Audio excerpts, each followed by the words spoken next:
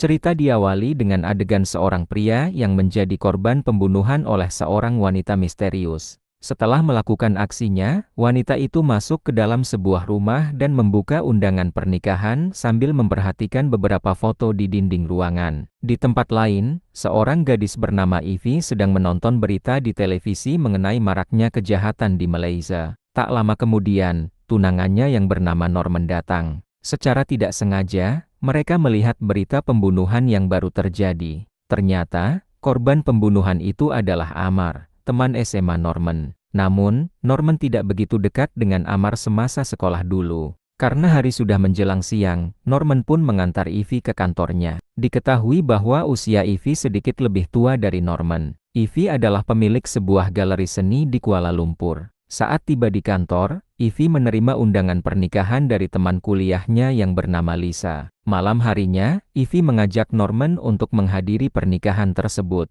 Awalnya, Norman tampak enggan, tetapi setelah dibujuk oleh Ivy, ia pun setuju untuk mengantarkannya. Esok harinya, mereka berangkat ke tempat acara yang berjarak sekitar 3 jam dari Kuala Lumpur. Tiba di lokasi, mereka menyadari bahwa tempat pernikahan itu berada di tengah hutan, bahkan sinyal handphone pun tidak ada. Setelah turun dari mobil, mereka menemukan rumah yang sangat sepi dan hanya ada 2 mobil terparkir. Norman memutuskan untuk memeriksa tempat itu. Ivy kemudian bertemu dengan beberapa orang yang sudah berada di sana, di antaranya adalah Sophia, Rania, dan pacar Rania yang bernama Adam. Sophia memperkenalkan dirinya sebagai teman kuliah Lisa, dan mereka semua ternyata teman SMA dari Lisa dan Norman. Saat mereka makan bersama, suasana mulai terasa aneh karena tidak ada orang lain di sana, bahkan Lisa sebagai pengantin pun belum terlihat.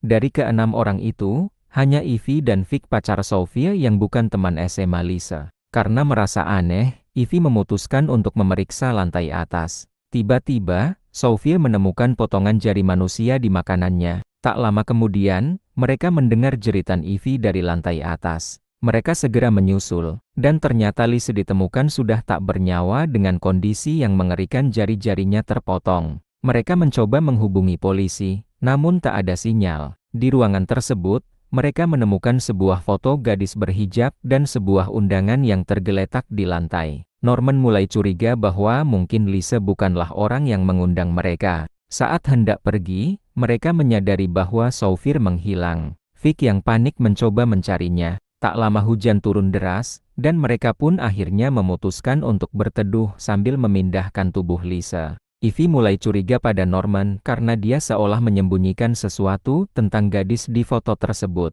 Ivy mendengar pembicaraan antara Adam dan Rania yang membahas tentang Selina, gadis dalam foto itu. Ternyata, Lisa dan teman-temannya dulu pernah membuli Selina. Selina yang menjadi korban perundungan berat akhirnya bunuh diri. Meski keluarganya melapor ke polisi dan menyebutkan nama-nama pelaku, hakim menolak menjatuhkan hukuman karena kurangnya bukti. Norman mengaku bahwa dirinya tidak mengenal dekat Selina, namun, Ivy merasa bahwa masih banyak yang disembunyikan.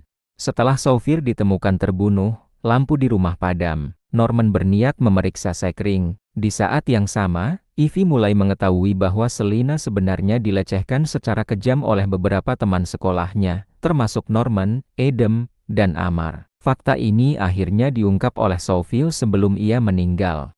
Vic ternyata bukan pelaku, karena ia tidak terlibat dalam insiden masa lalu itu. Pembunuh sebenarnya adalah ibu Selina. Ia menyusun rencana balas dendam dengan sangat hati-hati, bersama suaminya dan putri sulung mereka yang tak lain adalah Ivy. Ivy selama ini berpura-pura menjadi tunangan Norman untuk menjebaknya dan membalaskan dendam keluarganya. Balas dendam atas keluarganya sudah ia rencanakan bertahun-tahun, dan semua berjalan sesuai rencana. Semuanya meninggal dunia.